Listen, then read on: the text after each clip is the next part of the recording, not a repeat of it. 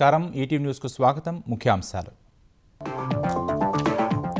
తెలంగాణలో ప్రశాంతంగా ముగిసిన రెండో విడత పంచాయతీ పోలింగ్ 1-2 చోట్ల స్వల్ప ఘర్షణలు అదుపు చేసిన పోలీసులు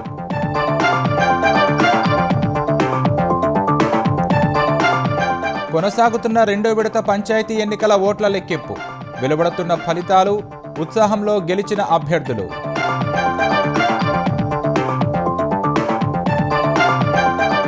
రేపు ఢిల్లీకి వెళ్లనున్న ఏపీ విద్యాశాఖ మంత్రి లోకేష్ ఆంధ్రప్రదేశ్కు చెందిన అంశాలపై కేంద్ర మంత్రులతో సమాలోచనలు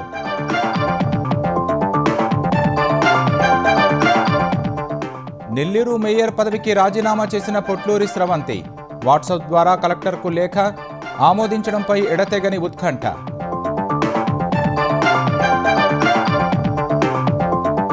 పల్నాడు జిల్లా రొంపిచెర్లలో దారుణం అనుమానంతో ప్రేమించి పెళ్లాడిన భార్యను హత్య చేసిన భర్త పోలీస్ స్టేషన్లో లొంగుబాటు కాసేపట్లో ముంబైలో ఫుట్బాల్ దిగ్గజం మెస్సీ కార్యక్రమం షారుఖ్ సచిన్ సహా పలువురు ప్రముఖులు పాల్గొనే అవకాశాలు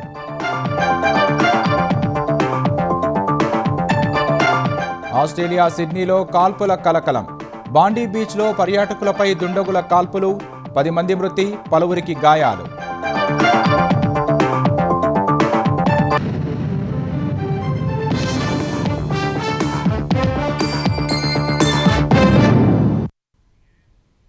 తెలంగాణలో రెండో విడత పంచాయతీ ఎన్నికల ఓట్ల లెక్కింపు కొనసాగుతోంది. మధ్యాహ్నం 1 గంట వరకు పోలింగ్ జరగగా 80.84% పోలింగ్ నమోదైంది. 2 గంటల నుంచి ఓట్ల లెక్కింపు జరుగుతోంది. తొలి విడతలో కాంగ్రెస్ మద్దతుదారులు పైచేయి సాధించగా బీఆర్ఎస్ అనుచరులు రెండో స్థానంలో నిలిచారు. ఈ నేపథ్యంలో రెండో విడత ఫలితాలపై ఉత్కంఠ నెలకొంది. తెలంగాణలో రెండో విడత పంచాయతీ ఎన్నికల పోలింగ్ ప్రశాంతంగా ముగిసింది.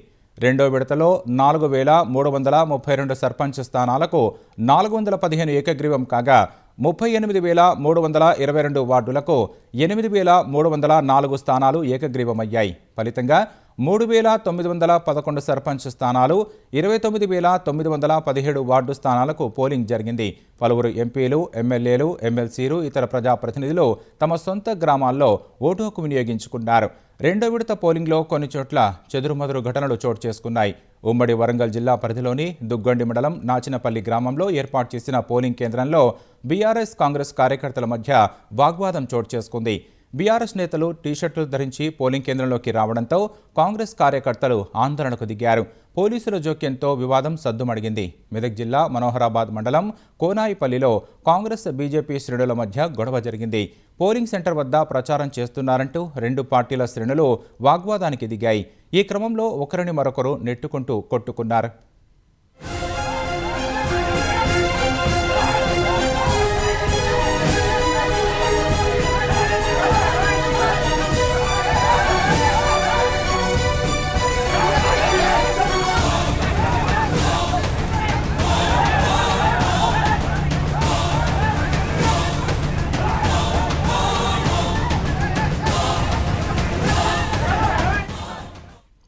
నిజామాబాద్ జిల్లా డిచ్పల్లి మండలం బి ధర్మారం పోలింగ్ కేంద్రం వద్ద ఉద్రిక్తత తలెత్తింది. పోలింగ్ కేంద్రంలో ప్రచారం చేస్తున్నారని ఆరోపిస్తూ ఓ వర్గం గొడవకు దిగగా ఇరు వర్గాల మధ్య ఘర్షణ చోటు చేసుకుంది. ఈ క్రమంలో పోలీసులు ఇరు వర్గాలను చెదరగొట్టారు.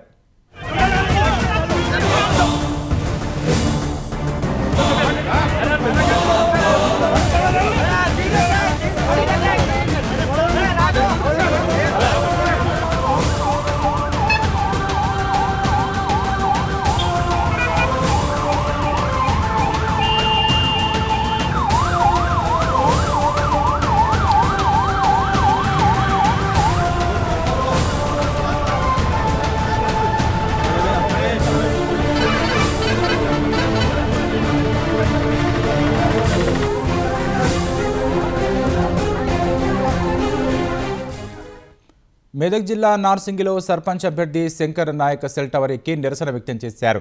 నర్సంపల్లి పెద్దతండా సర్పంచ్ పదవికి పోటీ చేస్తున్న శంకర్ నాయక్ ప్రత్యర్థులు ఓటుకు 2,000 పంచుతున్నారని ఆరోపించారు. గతంలోనూ ప్రత్యర్థి పక్షం డబ్బులు పంచడం వల్లే సర్పంచ్గా పోటీ చేసి ఓడిపోయానని ఆవేదన వ్యక్తం చేశాడు. పోలీసులు అక్కడకు చేరుకుని నచ్చజెప్పారు. ఖమ్మం జిల్లాలో సర్పంచ్ అభ్యర్థి మృతి చెందడం విషాదం నింపింది. నేలకొండపల్లి మండలం అనాసాగర్ సర్పంచ్ అభ్యర్థి నాగరాజు మృతి చెందారు. సర్పంచ్కు స్వతంత్ర అభ్యర్థిగా నామినేషన్ వేసిన దామాల నాగరాజు నిన్న సాయంత్రం అనారోగ్యానికి గురై ఆసుపత్రిలో చేరారు. అక్కడ చికిత్స పొందుతూ ఈ తెల్లవారుజామున ప్రాణాలు విడిచారు. మధ్యాహ్నం 2 గంటల నుంచి రెండో విడత పంచాయతీ ఎన్నికల ఓట్ల లెక్కింపు జరుగుతోంది. ముందు వార్డు సభ్యుల ఓట్లు లెక్కించి ఫలితాలు వెల్లడించిన అధికారులు తర్వాత సర్పంచ్ ఎన్నికల ఫలితాలు వెల్లడిస్తున్నారు. భారత రాష్ట్ర సమితి శాసనసభాపక్షం కార్యవర్గ విస్తృత స్థాయి సమావేశం ఈ నెల 19న జరగనుంది. బీఆర్ఎస్ అధినేత కేసీఆర్ అధ్యక్షతన జరిగే ఈ సమావేశంలో నీటిపారుదల ప్రాజెక్టుల్లో కాంగ్రెస్ నిర్లక్ష్య వైఖరిపై చర్చించనుంది. తదుపరి ప్రజా ఉద్యమాలకు సంబంధించి సమావేశంలో చర్చించే అవకాశం ఉంది. రైతులకు నీటి కేటాయింపుల అంశంలో కాంగ్రెస్ ప్రభుత్వం నిర్లక్ష్యం వహిస్తోందని బీఆర్ఎస్ ఆరోపించింది. తెలంగాణ రైతుల నీటి హక్కులపై ఉద్యమానికి సిద్ధమవుతున్న బీఆర్ఎస్ సమావేశంలో కార్యాచరణను సిద్ధం చేయనుంది. ఆంధ్రప్రదేశ్ విద్యాశాఖ మంత్రి నారా లోకేష్ రేపు ఢిల్లీలో పర్యటించనున్నారు. రేపు ఢిల్లీ పార్లమెంట్ హౌస్లో కేంద్ర ఐటీ, విద్యాశాఖ మంత్రులతో లోకేష్ సమావేశమవుతారు. విద్యా, ఐటీ రంగాలకు సంబంధించి ఆంధ్రప్రదేశ్ అంశాలపై కేంద్ర మంత్రులతో చర్చలు జరుపుతారు. రాత్రికి ఢిల్లీలోనే బస చేసి 16న ఢిల్లీ నుంచి విశాఖ వెళతారు. విశాఖలో జిఎంఆర్ ఏవియేషన్ ఎడ్యుసిటీ ప్రారంభోత్సవంలో పాల్గొంటారు. ఈ నెల 16న సాయంత్రం అమరావతికి తిరిగి రానున్నారు. పీఎం సూర్యఘర్ పథకం ద్వారా విద్యుత్ వినియోగదారులకు ఎంతో మేలు జరుగుతోందని ఆంధ్రప్రదేశ్ విద్యుత్ శాఖ మంత్రి గొట్టిపాటి రవికుమార్ తెలిపారు. ప్రతి నియోజకవర్గంలోనూ 10,000 కనెక్షన్లను ఏర్పాటు చేయాలనే లక్ష్యంతో కృషి చేస్తున్నట్లు చెప్పారు.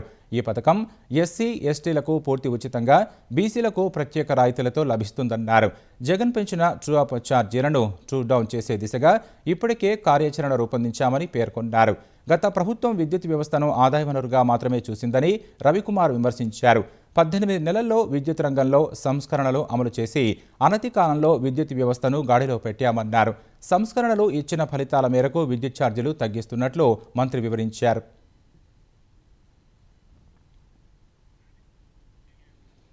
వైసీపీ హయాంలో 10 లక్షల కోట్ల అప్పులు తెచ్చిన జగన్ చేసిన అభివృద్ధి మాత్రం శూన్యమని తెలుగుదేశం ఆంధ్రప్రదేశ్ అధ్యక్షుడు పల్లా శ్రీనివాసరావు ధ్వజమెత్తారు.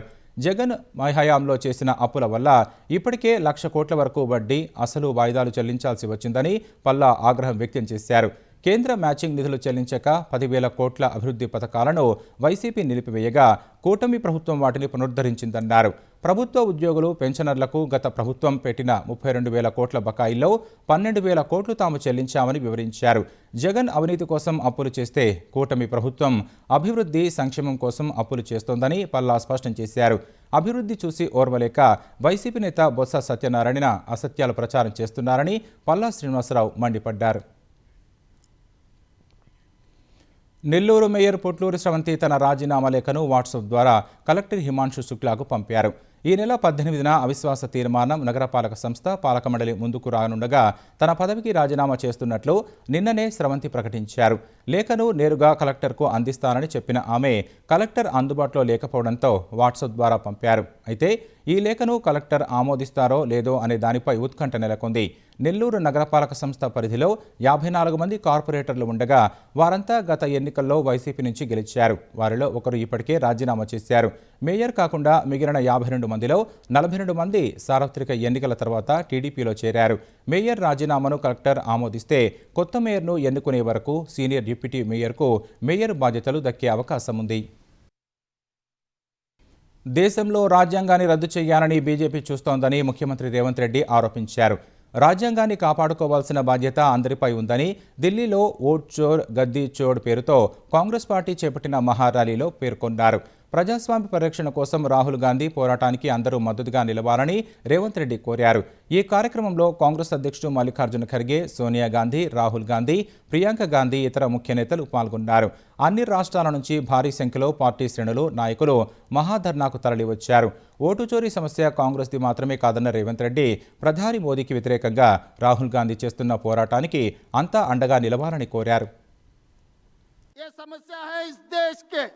इस देश में जो गरीब लोग हैं, इस देश में जो दलित है, जो आदिवासी है, जो माइनॉरिटी है, ये देश समस्या के लिए राहुल गांधी जी ने खड़ा होकर मोदी जी के खिलाफ लड़ रहे। हम लोग राहुल भैया को हम लोग मजबूत करना है। इस जंग में, इस लड़ाई में राहुल जी को इस बार इस देश ने जिताना है, नहीं है तो गरीब लोगों को वोट हक छीन लेने वाले।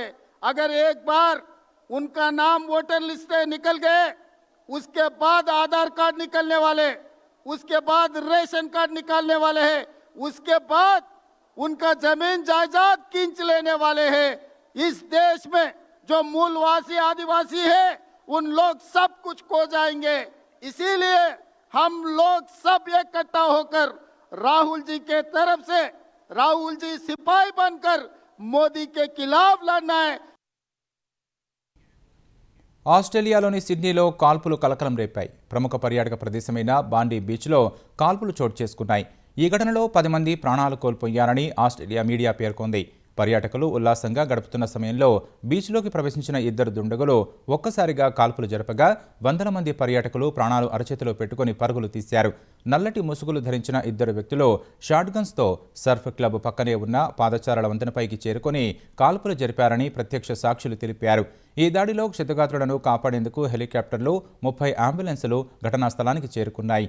కాల్పుల సమాచారం అందుకున్న పోలీసులు ఘటనాస్థలికి చేరుకొని సహాయక చర్యలు చేపట్టారు.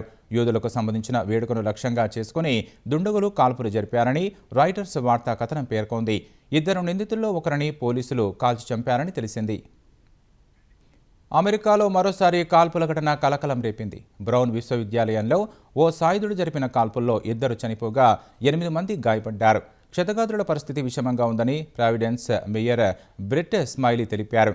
అమెరికా కాలమానం ప్రకారం శనివారం సాయంత్రం 4:22 ఐవీ లీగ్ క్యాంపస్లోని ఇంజనీరింగ్ భవనంలో ఫైనల్ పరీక్ష జరుగుతుండగా కాల్పులు చోటు చేసుకున్నట్లు స్మైలీ తెలిపారు. అప్రమత్తమైన యూనివర్సిటీ యాజమాన్యం విద్యార్థులు తామున్న గదులను లాక్ చేసుకుని మొబైళ్లను సైలెంట్ మోడ్లో పెట్టుకోవాలని సూచించింది. సాయుధుడిని కాల్పుల్లో చనిపోయిన 2, గాయపడిన 8 మంది విద్యార్థులే అని యూనివర్సిటీ ప్రెసిడెంట్ తెలిపారు. ఈ ఘటనపై దిగ్భ్రాంతి వ్యక్తం చేసిన అమెరికా అధ్యక్షుడు డొనాల్డ్ ట్రంప్ దుండగుడి FBI అదుపులో ఉన్నట్లు చెప్పారు. ప్రేమించి పెళ్లి చేసుకున్న భార్యను అనుమానంతో భర్త దారుణంగా హత్య చేసిన ఘటన పల్నాడు జిల్లా రొంపిచెర్ల మండలం మాచవరంలో జరిగింది. బంధువుతో వివాహేతర సంబంధం కొనసాగిస్తుందనే అనుమానంతో భార్యను హతమార్చిన భర్త ద్విచక్ర వాహనంపై మృతదేహాన్ని తీసుకెళ్లి బాపట్ల జిల్లా సంతమాగులూరు పోలీస్ స్టేషన్లో లొంగిపోయాడు. సంతమాగులూరు మండలం ఏల్చూరుకు చెందిన వెంకటేశ్వర్లు, రొంపిచెర్ల మండలం మాచవరానికి చెందిన మహాలక్ష్మి ప్రేమించి పెళ్లి చేసుకున్నారు. వీరికి 2 పిల్లలు. దాదాపు 10 ఏళ్లు సంతోషంగా జీవించారు. భార్య బంధువుతో వివాహేతర సంబంధం పెట్టుకుందని అనుమానంతో వెంకటేశ్వర్లు తరచూ గొడవ పడేవాడు.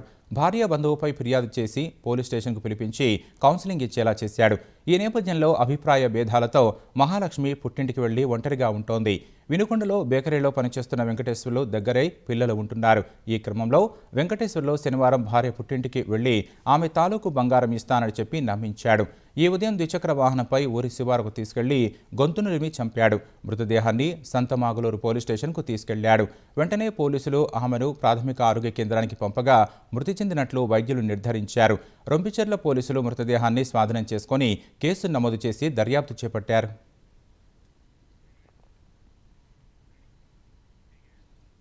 సంగారెడ్డి జిల్లా అమీన్పూర్లో యువకుడిని కొట్టి చంపిన ఘటనలో యువతి తల్లిదండ్రులను, సోదరుడిని పోలీసులు అరెస్టు చేసి రిమాండ్కు తరలించారు. సృజన లక్ష్మీనగర్లో ఉంటున్న శ్రీజ 10వ తరగతి చదువుతున్నప్పుడు జ్యోతి శ్రవణ్ సాయి అనే యువకుడితో ప్రేమలో పడింది. కొంతకాలంగా వారి ప్రేమ కొనసాగుతూ వచ్చింది. ఈ క్రమంలో ఈ నెల 9న తీవ్ర గాయాలతో కనిపించిన శ్రవణ్ సాయి ఆసుపత్రిలో చికిత్స పొందుతూ మరణించాడు. కుటుంబ సభ్యుల ఫిర్యాదు మేరకు దర్యాప్తు చేపట్టిన పోలీసులు శ్రీజ తల్లిదండ్రులు, సోదరుడికి ఈ హత్య కేసులో ప్రమేయం ఉన్నట్లు తేల్చారు. శ్రీజ 3 నెలల గర్భవతి అని తెలిసి యువతి తల్లిదండ్రులు శ్రవణ్ సాయిని మాట్లాడేందుకు పిలిపించి బ్యాట్తో కొట్టి తీవ్రంగా గాయపరిచారని తెలిపారు. ఈ హత్యలో యువతి తల్లి సిరి, తండ్రి హరిబాబు సహా సోదరుడు రామ్తేజ ప్రమేయం కూడా ఉందని పోలీసులు స్పష్టం చేశారు. కృష్ణా జిల్లా గుడివాడలో భారీ అగ్ని ప్రమాదం జరిగింది. నెహ్రూ చౌక్ సెంటర్లోని వాణిజ్య సముదాయంలో వస్త్ర దుకాణాల్లో మంటలు చెలరేగాయి. ఇతర దుకాణాలకు మంటలు వ్యాపించాయి. ఈ కారణంగా కాంప్లెక్స్ పరిసర ప్రాంతాల్లో పొగ దట్టంగా అలముకుంది. ఈ సమాచారం అందుకుని ఘటనా స్థలికి చేరుకున్న అగ్నిమాపక సిబ్బంది 4 అగ్నిమాపక యంత్రాల సాయంతో మంటలను అదుపు చేశారు. ముందుగా కాంప్లెక్స్లోని సెల్ ఫోన్ దుకాణం నుంచి మంటలు వచ్చినట్లు స్థానికులు చెబుతున్నారు. తెల్లవారుజామున ప్రమాదం జరిగినందున ప్రాణనష్టం తప్పింది. ప్రమాదం జరిగిన కాంప్లెక్స్లో ఓ జూనియర్ కళాశాల, స్టేట్ బ్యాంక్ శాఖ కార్యాలయం ఉన్నాయి. స్థానిక ఎమ్మెల్యే వెనిగండ్ల రాము ఘటనా స్థలికి చేరుకొని పరిశీలించారు. అధికారులతో మాట్లాడి ప్రమాద వివరాలు అడిగి తెలుసుకున్నారు.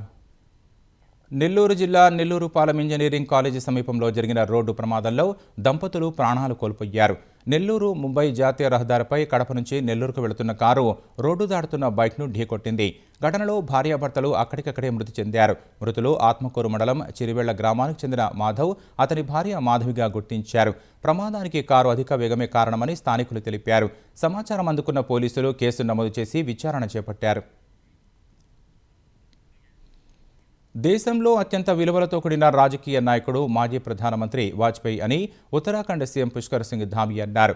అటల్ మోదీ సుపరిపాలన యాత్రలో భాగంగా అన్నమయ్య జిల్లా మదనపల్లిలో ఏపీ వైద్యారోగ్య శాఖ మంత్రి సత్యకుమార్తో కలిసి ఆయన వాజ్పేయి విగ్రహాన్ని ఆవిష్కరించారు. దేశంలో పేదరిక నిర్మూలనకు వాజ్పేయి అనేక సంక్షేమ పథకాలను తీసుకొచ్చారని తెలిపారు. వాజ్పేయి స్ఫూర్తితో నేటి ప్రధానమంత్రి నరేంద్ర మోదీ ఆత్మనిర్భర్ భారత్ను ముందుకు తీసుకెళ్తున్నారని తెలిపారు. మోదీ తీసుకున్న నిర్ణయాల వలన భారతదేశం అభివృద్ధి వైపు పరుగులు పెడుతోందని అన్నారు. అటు దేశవ్యాప్తంగా వేల కిలోమీటర్ల జాతీయ రహదారులు వాజ్పేయి హయాంలో ఏర్పాటు చేశారని మంత్రి సత్యకుమార్ తెలిపారు. వాజ్పేయి జీవిత చరిత్ర ఇప్పటి తరానికి తెలియాల్సిన అవసరం ఉందని అన్నారు. విశాఖ బీచ్ రోడ్లోని నేవీ మారథాన్ 2025 వేడుకగా జరిగింది. 42, 21, 10, 5 కిలోమీటర్ల విభాగాలుగా జరిగిన ఈ మారథాన్ను తూర్పు నౌకాదళ ప్రధానాధికారి వైస్ అడ్మిరల్ సంజయ్ భల్లా ప్రారంభించారు. ఈ కార్యక్రమంలో జిల్లా కలెక్టర్ హరేందర్ ప్రసాద్, విశాఖ నగర పోలీస్ కమిషనర్ శంఖభ్రద్ బాగ్చి పాల్గొన్నారు. ఈ మారథాన్ కార్యక్రమంలో 17,500 మందికి పైగా ఔత్సాహికులు పాల్గొన్నారు. ఆర్కే బీచ్ నుంచి భీమిలి బీచ్ వరకు తీరం పొడవునా ఈ మారథాన్ కోసం ఏర్పాట్లు చేశారు.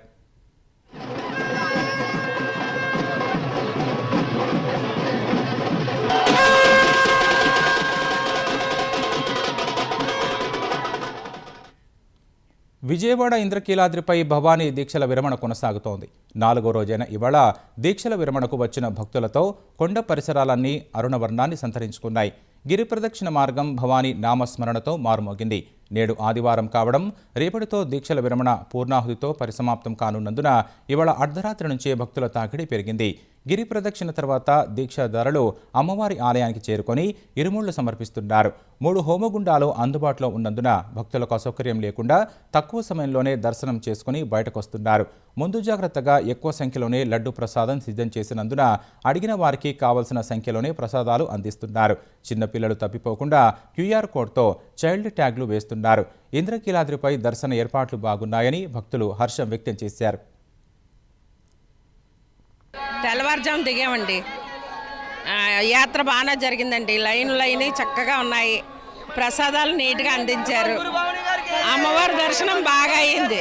అన్ని బాగా యాత్ర అంతా బాగా చేయరు. మా గురుభవాని దగ్గరుండి బాగా తీసుకొచ్చారు మమ్మల్ని. పాలు, మంచినీళ్ళు, మందులు, మెడిసిన్ అంతా అన్ని ఎక్సలైట్. 30 మంది వచ్చాం. మా గురుభావం తీసుకొచ్చారు. దర్శనాలు అయ్యి బాగా అయ్యాయి. 30 సంవత్సరాలు బట్టి వస్తున్నాం మేము. దర్శనాలన్నీ ఇప్పటికి కూడా బాగానే జరిగాయి. ఈసారి మాత్రం సౌకర్యాలు బాగున్నాయి. ఎక్కడికక్కడ అన్ని ఏర్పాట్లు బాగున్నాయి. స్వామి, మేము బళ్ళారి నుంచి వచ్చాం. మంచిగా దర్శనం జరిగింది. మాకు అంతా సంతోషంగానే ఉంది. విజయవాడలో కూడా ఫుడ్ కూడా అంతా జరిగించారు. భక్తులు కూడా ఎటువంటి ఇబ్బందులు ఏంటి లేవు. అంతా బాగానే జరిగింది. ఎయిర్పోర్ట్లు అంతా సూపర్గా ఉన్నాయి. ఎంతమంది జనాభా వచ్చినా ఫ్రీగా దర్శనం అవుతుంది. ఇబ్బందులు అంటే ఏమీ లేదు. అంతా బాగానే ఉంది. బెజవాడ దుర్గమ్మ తల్లిని దర్శనం చేసుకోవడానికి మేము దర్శనం మాకు చాలా చల్లగా జరిగింది. బెజవాడ గవర్నమెంట్ పోలీసులు కానీ ఎవరైనా సరే చాలా అందరినీ బాగా ఆదుకున్నారు. కిందటి సంవత్సరం కన్నా ఇప్పుడు ఈ సంవత్సరం బాగానే ఉన్నాయి. అన్ని ఫెసిలిటీస్ బాగున్నాయి. ఫెసిలిటీస్ అన్నీ బాగున్నాయి. ఈ సంవత్సరం అన్నీ బాగున్నాయి. వాటర్ బాటిల్ అన్నీ, టీలు, టిఫిన్లు, మరి దర్శనాలు అన్నీ బాగా, పాలు గీళ్ళు అన్నీ బాగున్నాయి. అలా శబరిమల వెళ్ళి వచ్చాము. దర్శనం బాగా అయింది. అలాగే దుర్గమ్మ దర్శనం బాగానే అయింది. అన్ని ఏర్పాట్లు అన్నీ బాగానే ఉన్నాయి. బిస్కెట్లు లైన్లోన, వాటర్ ప్యాకెట్లు, వాటర్ బాటిల్ అన్ని సౌకర్యంగా ఉంది. తెలంగాణ సిద్దిపేట జిల్లా కొమరవెల్లి మల్లన్న కళ్యాణం అంగరంగ వైభవంగా జరిగింది. కళ్యాణ వేడుకను కనులారా వీక్షించేందుకు భక్తులు భారీగా తరలివచ్చారు. రాష్ట్రంలో పంచాయతీ ఎన్నికల కోడ్ ఉన్న నేపథ్యంలో రాష్ట్ర ఎన్నికల కమిషనర్ అనుమతితో ప్రభుత్వం తరపున మంత్రి కొండా సురేఖ, దేవాదాయ శాఖ ముఖ్య కార్యదర్శి శైలజ రామయ్యర్లు పట్టు వస్త్రాలు, ముత్యాల తలంబ్రాలు సమర్పించారు. కళ్యాణోత్సవం సందర్భంగా ఆలయాన్ని సర్వాంగ సుందరంగా ముస్తాబు చేశారు. డప్పు చప్పుళ్లు, కోలాటాలు, ఒగ్గు కళాకారుల నృత్య ప్రదర్శనల మధ్య స్వామి అమ్మవార్ల ఎదుర్కోళ్ల ఉత్సవం జరిగింది. సంగారెడ్డి జిల్లా బడ్డిపూర్ పీఠాధిపతి మహంత్ సిద్ధేశ్వరానంద గిరి స్వామిజీ పర్యవేక్షణలో 108 మంది వీరశైవ ఆగమ పండితులు స్వామివారి కళ్యాణాన్ని వైభవపేతంగా నిర్వహించారు.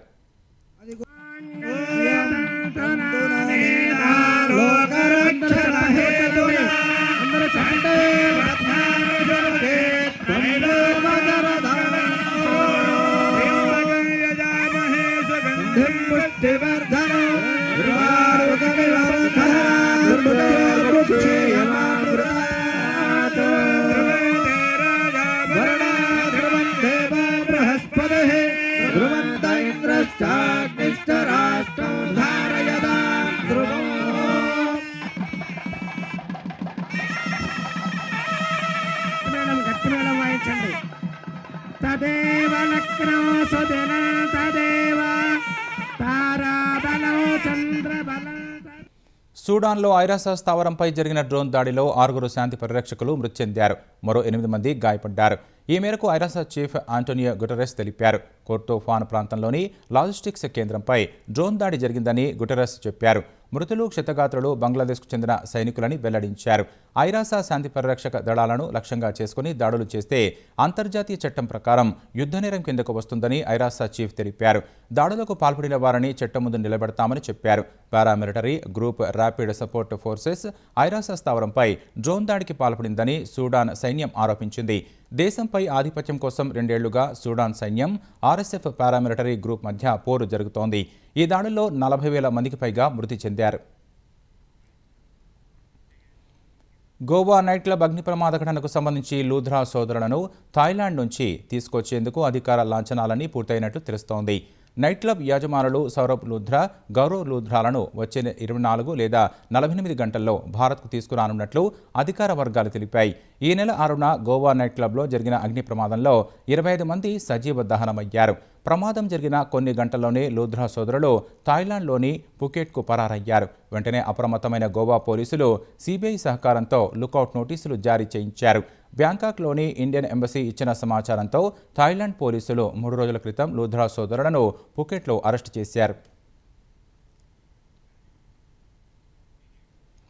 ఫుట్బాల్ దిగ్గజం Lionel Messi GOAT India tour ఇవాళ ముంబైలో కొనసాగనుంది. సాయంత్రం 4:30 గంటలకు క్రికెట్ క్లబ్ ఆఫ్ ఇండియాలో జరిగే పరేడ్ ఎగ్జిబిషన్లో పాల్గొంటారు.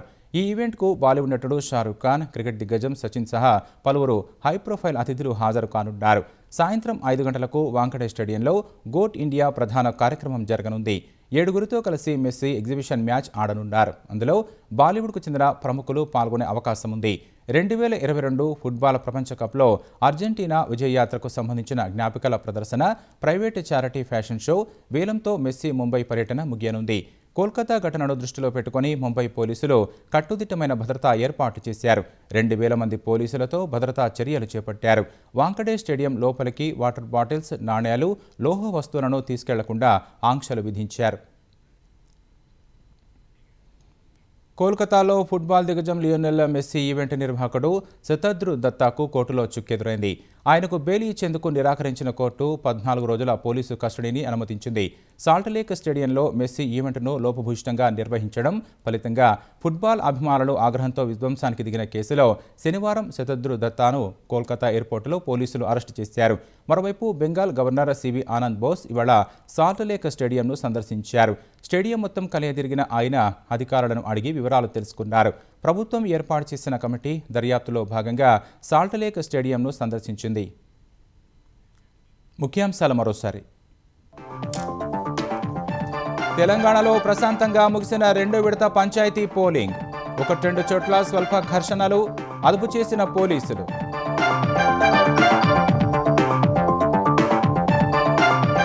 కొనసాగుతున్న 2వ విడత పంచాయతీ ఎన్నికల ఓట్ల లెక్కింపు. వెలువడుతున్న ఫలితాలు, ఉత్సాహంలో గెలిచిన అభ్యర్థులు.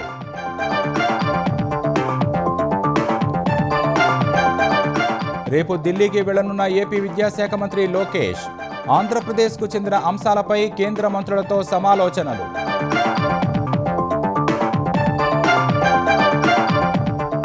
నెల్లూరు మేయర్ పదవికి రాజీనామా చేసిన పొట్లూరి స్రవంతి వాట్సాప్ ద్వారా కలెక్టర్కు లేఖ, ఆమోదించడంపై ఎడతెగని ఉత్కంఠ.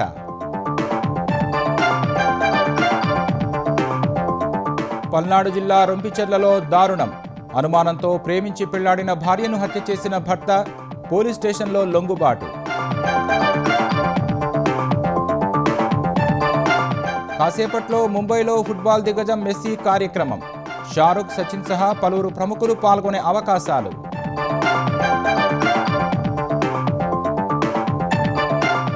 ఆస్ట్రేలియా సిడ్నీలో కాల్పుల కలకలం. బాండీ బీచ్లో పర్యాటకులపై దుండగుల కాల్పులు, 10 మంది మృతి, పలువురికి గాయాలు.